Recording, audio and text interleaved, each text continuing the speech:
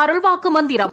பில்லி, சூனியம், ஏவல், செய்வினை கோளாறு, குடும்ப பிரச்சனை, தொழில் பிரச்சனை, கணவன் மனைவி பிரச்சனை, கணவன் மனைவி வசியம், குழந்தையின்மை, பேய், முனி கோளாறு, மார்பக புற்றுநோய், கர்ப்பப்பை புற்றுநோய், மஞ்சள் காமாலை, சர்க்கரை நோய் போன்ற நோய்கள் காளியின் அருளால் முழுமையாக தீர்க்கப்படும். மேலும் பௌர்ணமி, அமாவாசை நாட்களில் அக்கினி சட்டி எடுத்தல், சிறப்பு யாக பூஜைகள் மற்றும் மாதந்தோறும் கிடா வெட்டு நடைபெறும். வணக்கம். இன்றைக்கு பதிவில் நாம பார்க்க இருக்கிறது எதிரியை வெல்லக்கூடிய, ஏவல் பில்லி சூனியங்களை அழிக்கக்கூடிய சொர்ண பைரவர் வசியம் பத்தி தான் நாம பார்க்க போறோம். நாம வீடியோக்குள்ள போறதுக்கு முன்னாடி காளி மாந்திரிகம் யூடியூப் சேனலை சப்ஸ்கிரைப் பண்ணாதவங்க சப்ஸ்கிரைப் பண்ணிக்கங்க. கூடவே வரக்கூடிய பெல் பட்டனை கிளிக் பண்ணுங்க. அப்பதான் நான் போடக்கூடிய ஒவ்வொரு வீடியோவும் உங்களுக்கு உடனுக்குடனே நோட்டிபிகேஷனா வரும். நாம வீடியோக்குள்ள போறதுக்கு முன்னாடி நம்மளுடைய இரண்டாவது சேனலான தமிழ் ஸ்பிரிச்சுவல் டிவி யூடியூப் சேனலை சப்ஸ்கிரைப் பண்ணாதவங்க சப்ஸ்கிரைப் பண்ணிக்கோங்க. கூடவே வரக்கூடிய பெல் பட்டனை கிளிக் பண்ணிக்கோங்க. அப்பதான் அதுல கொடுக்கக்கூடிய ஒவ்வொரு மாந்திரிக தகவலும் உங்களுக்கு உடனுக்குடனே நோட்டிபிகேஷனா வரும். வாங்க இப்போ வீடியோக்குள்ள போகலாம். சொர்ண பைரவர் வசியம் என்பது ஒவ்வொரு மாந்திரிகரும் எடுத்துக்கொள்ளக்கூடிய ஒரு விஷயம். எதனால அப்படின்னு கேட்டீங்கன்னாக்க, ஒவ்வொரு மாந்திரிகருக்கும் ரொம்ப அவசியமான ஒரு தெய்வம் எதுன்னு பாத்தீங்கன்னாக்க பைரவர் தான். எந்த மாந்திரிகர்கிட்ட பைரவர் சித்தி பண்ணி வச்சிருக்காரோ அவர் எந்த ஒரு துர்சக்தியும் கட்டுப்படுத்தக்கூடிய ஒரு வல்லமை கொண்ட மிகப்பெரிய ஆளுமை உள்ள மாந்திரிகரா இருப்பார். அதே வேளையில அருள்வாக்கு சொல்லக்கூடியவங்களும் சரி, அல்லது தெய்வ வழிபாடுகள் இருக்கக்கூடியவங்க கண்டிப்பா பைரவருடைய வசியம் தேவை. எதனாலன்னு கேட்டீங்கன்னாக்க, உங்ககிட்ட வரக்கூடிய பக்தர்களுக்கு ஏதாவது பிரச்சனைகள், அதாவது ஏதாவது பிரச்சனை அப்படின்னாக்க ஏவல், பில்லி, சூனியம் இது போன்ற பிரச்சனைகளால பாதிக்கப்பட்டு மிக கொடுமையான நிலைமையில இருந்தாங்க அப்படின்னா அவங்கள உடனே நீங்க சரி செஞ்சுக்கலாம். அதே மாதிரி பாத்தீங்கன்னா பேய் பிடிச்சவங்க, பிசாசு பிடிச்சவங்க எல்லாம் பாத்தீங்கன்னா நீங்க விபூதி போட்டாலே அந்த பேய் பிசாசு அவங்கள விட்டு தெரிச்சு ஓடிடும். உங்களை பார்த்தாலே நடுநடுங்கி போகும். அந்த அளவுக்கு மிக வல்லமை கொண்ட ஒரு தெய்வம். யாருகிட்ட பைரவர் இருக்கிறாரோ, பைரவருடைய வசியம் இருக்குதோ அவங்களுக்கு எந்த ஒரு துர்சக்தியுமே பக்கத்துல நெருங்காது. முக்கியமா பாத்தீங்கன்னா ஒவ்வொரு மாந்திரிகருக்கும் பல விதமான எதிரிகள் இருப்பாங்க. அப்போ அந்த எதிரிகள்ட்ட இருந்து தப்பிக்கணும் அப்படின்னாக்க கண்டிப்பா பைரவருடைய வசியம் வேணும். பைரவருடைய வசியம் இருந்துச்சு அப்படின்னா எந்த ஒரு மாந்திரிகர்னாலையும் அவரை வீழ்த்தவே முடியாது. எதனாலன்னு கேட்டீங்கன்னாக்க, அவங்களுக்கு பக்க பலமா இருக்கக்கூடிய ஒரே தெய்வம் பைரவர் மட்டும்தான். அனைத்து ஆலயங்களும் பாருங்க, அதாவது மாந்திரிகம் பார்க்கக்கூடிய இடங்கள்ல எல்லாம் பாத்தீங்கன்னாக்க பைரவருடைய ஆலயம் தனியா இருக்கும். அதற்குன்னு தனியா பூஜை பண்ணுவாங்க. நீங்க பாத்துருக்கலாம், காளிக்கு தான் ரத்தப்பலி கொடுப்பாங்க, ஆனா பைரவருக்கு ரத்தப்பலி கொடுப்பாங்க. அது உங்களுக்கு தெரியுமா என்னன்றது தெரியாது. ஆனா பைரவருக்கு ரத்தப்பலி கொடுத்து முறையான பூஜைகள் செஞ்சு வந்தோம் அப்படின்னாக்க எந்த ஒரு மாந்திரிகர்னாலையுமே நம்மள அழிக்கவே முடியாது. அதே மாதிரி பாத்தீங்கன்னாக்க, பைரவருக்கு அசைவ பூஜை கொடுக்கறீங்க அப்படின்னா அவருடைய பூஜை செய்யக்கூடிய இடம் தனியாக இருக்கணும். உங்களுடைய ஆலயங்கள்லயே அதற்குன்னு தனியா ஒரு இடம் ஒதுக்கி அந்த இடத்துல வச்சு நீங்க பூஜை செஞ்சு வந்தீங்கன்னாக்க உங்களை அசைச்சிக்கவே முடியாது. அதே மாதிரி பாத்தீங்கன்னாக்க, இது போன்ற பிரச்சனைகள்னால வரக்கூடியவங்களுக்கு நொடி பொழுதுலயே சரி செய்யலாம். அவங்க எந்த பிரச்சனையாக இருந்தாலும் சரி, அதாவது ஏவல் பிரச்சனை அல்லது பில்லி, சூனியம் இது போன்ற மாந்திரிக பிரச்சனைகளால அவங்களுக்கு ஏதாவது பாதிப்பு ஏற்பட்டு இருந்துச்சு அப்படின்னா அவங்க எந்த நிலையில இருந்தாலும் அவர்களை உடனே நீங்க சரி செய்யக்கூடிய ஒரு வல்லமை உங்களுக்கு இருக்கும். அதனாலதான் சொல்றது, பைரவருடைய வசியம் ஒவ்வொரு மாந்திரிகருக்கும் ரொம்ப மிக மிக முக்கியமான ஒரு வசியம் என்றது. இப்ப இந்த பைரவருடைய வசியம் எப்படி எடுக்கிறது, வசியம் எடுத்ததுக்கு அப்புறம் இந்த மந்திரத்தை வச்சு எப்படி நம்ம பயன்படுத்துறது, அதாவது பில்லி, சூனியங்கள், ஏவல்கள் இது போன்ற விஷயங்களை எப்படி நம்ம தடுத்து நிறுத்துறது அப்படிங்கறத நம்ம இப்ப பார்க்கலாம். முதல்ல இதுக்கு பூஜை செய்யக்கூடிய விதிமுறைகள் பார்க்கலாம். இந்த பூஜை என்னைக்கு ஆரம்பிக்கணும் பாத்தீங்கன்னாக்க, அமாவாசை அன்னைக்கு இந்த பூஜை ஆரம்பிக்கலாம். அமாவாசை அன்று அதிகாலையில பிரம்ம முகூர்த்தத்துல எழுந்திருச்சு நீங்க என்ன செய்யணும் அப்படின்னாக்க, நதி அல்லது குளத்துல நீங்க குளிக்கணும். நீங்க குளிச்சுட்டு உங்களுக்கு பக்கத்துல இருக்கக்கூடிய ஏதாவது ஒரு பைரவர் ஆலயத்திற்கு போயிட்டு பூஜைகள் செஞ்சு, அதாவது பாத்தீங்கன்னாக்க அர்ச்சனைகள் செஞ்சு செய்யணும். அர்ச்சனைகள் செஞ்சு முடிச்சுட்டு இந்த பூஜைக்கு நீங்க தயாராகணும். இந்த பூஜை முறை பாத்தீங்கன்னாக்க ரொம்ப எளிமையான முறை தான். அதனால பாத்தீங்கன்னாக்க இது பெருசா பெரிய படையல் கொடுக்கணும், பெரிய பூஜை செய்யணும் அப்படிலாம் ஒன்றும் அவசியம் கிடையாது. மந்திர பிரயோகம் பண்ணாலே போதும், உங்களுக்கு சொர்ண பைரவர் வசியமாயிடுவாரு. இப்போ இந்த பூஜைக்கு என்னென்னலாம் தேவை அப்படின்னாக்க, அவல், பொரி, கடலை, பத்தி, சூடம், சாம்பிராணி, தேங்காய், பழம், பொங்கல் படைச்சு சாமி கும்பிடணும் கண்டிப்பா.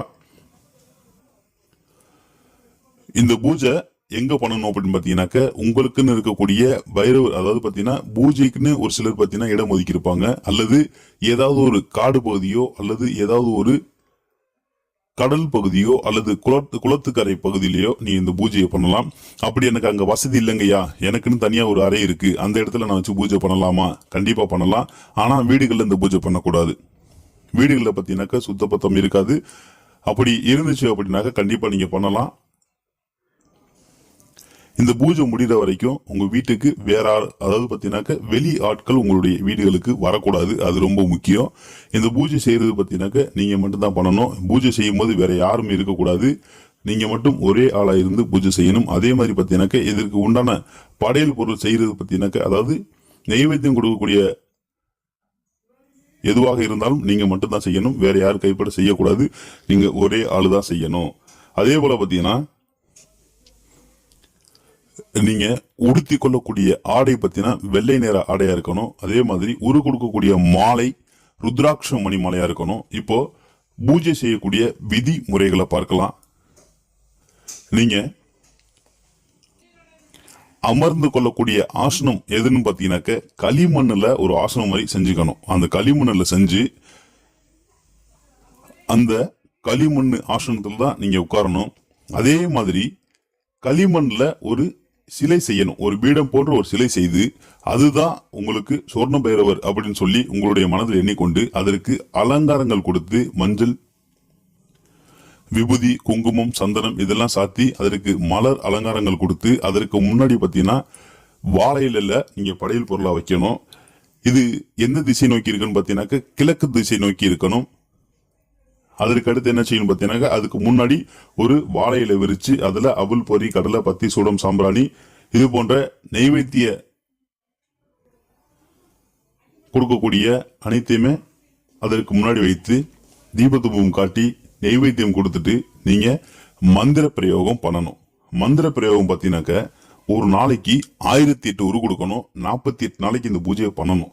அப்படி நீங்க பண்ணீங்க அப்படின்னாக்க கண்டிப்பா சொர்ண பைரவர் உங்களுக்கு வசியமாயிடுவாரு.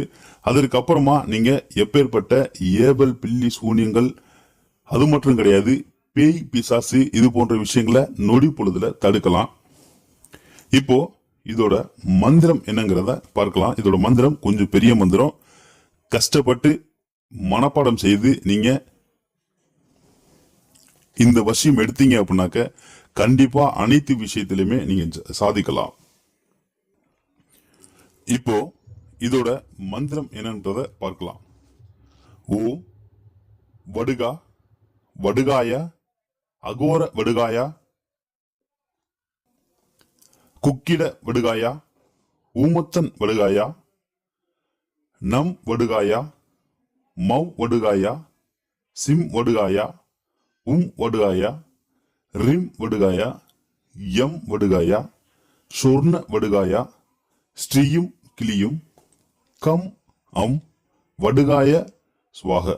இதுதான் இதோட மந்திரம். இந்த மந்திரம் கொஞ்சம் பெருசா இருக்கும். ஆனா மனப்பாடம் செஞ்சீங்க அப்படின்னாக்க இந்த மந்திரம் ரொம்ப எளிமையாக இருக்கும். இந்த மந்திரத்தை ஒரு நாளைக்கு 1008 தடவை சொல்லணும். அதே போல 48 நாளைக்கு இந்த பூஜையை பண்ணணும். அப்படி பண்ணிட்டீங்க அப்படின்னாக்க கண்டிப்பா உங்களுக்கு சொர்ண பைரவர் வசியம் ஆயிடுவாரு. மறுபடியும் இந்த மந்திரத்தை நிறுத்தி பொறுமையா சொல்றேன். தேவைப்படுறவங்க கண்டிப்பா எழுதி வச்சுக்கிட்டு இந்த மந்திரத்தை மனப்பாடம் பண்ணிக்கோங்க. ஓம் வடுகா வடுகாய அகோர வடுகாய குக்கிட வடுகாய ஊமத்தன் வடுகாய நம் வடுகாய மவ் வடுகாய சிம் வடுகாய வடுகாய ரிம் வடுகாய யம் வடுகாய சொர்ண வடுகாய ரியும் கிளியும் கம் அம் வடுகாய ஸ்வாக. இதுதான் இதோட மந்திரம். இந்த மந்திரத்தை நீங்க முறைப்படி பூஜை செஞ்சு இந்த மந்திர பிரயோகம் பண்ணி வந்தீங்க அப்படின்னா கண்டிப்பா உங்களுக்கு சொர்ண பைரவர் சித்தி ஆயிடுவாரு. அதற்கப்புறம் பாத்தீங்கன்னாக்க நீங்க எப்பேற்பட்ட மாந்திரிகத்தினால பிரச்சனைகளை பாதிக்கப்பட்டு யார் வந்திருந்தாலும் அவர்களுக்கு உடனே நீங்கள் சரி செய்து கொள்ளலாம். அதே போல பாத்தீங்கன்னாக்க பேய் பிடிச்சவங்களுக்கு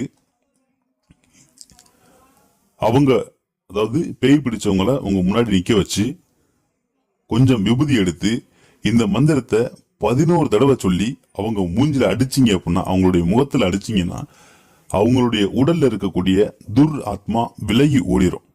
அதற்கப்புறமா இந்த உடல்ல இறங்கவே இறங்காது. அதே மாதிரி பாத்தீங்கன்னாக்க ஏவல் பில்லி சூனியங்களால பாதிக்கப்பட்டவங்களுக்கு என்ன செய்யணும் அப்படின்னா, ஒரு எலுமிச்சம்பழத்தை எடுத்து அதுல யாருக்கு பாதிப்படைஞ்சிருக்காங்களோ அவங்களுடைய பெயரை அதுல எழுதி இந்த மந்திரத்தை 108 தடவை சொல்லி அவங்க தலைய 21 முறை சுத்தி இடதுபுறமும் வலதுபுறமும் 21 முறை சுத்தி அவங்களுக்கு முன்னாடி கீழே போட்டு அந்த எலுமிச்சம்பழத்தை உடைச்சிட்டீங்க அப்படின்னா அவங்களுக்கு எப்பேற்பட்ட மந்திரம் பில்லி சூனியம் ஏவல் காத்து கருப்பு கந்திர்ச்சி தோஷங்கள் எது இருந்தாலும் உடனே விலகிடும்.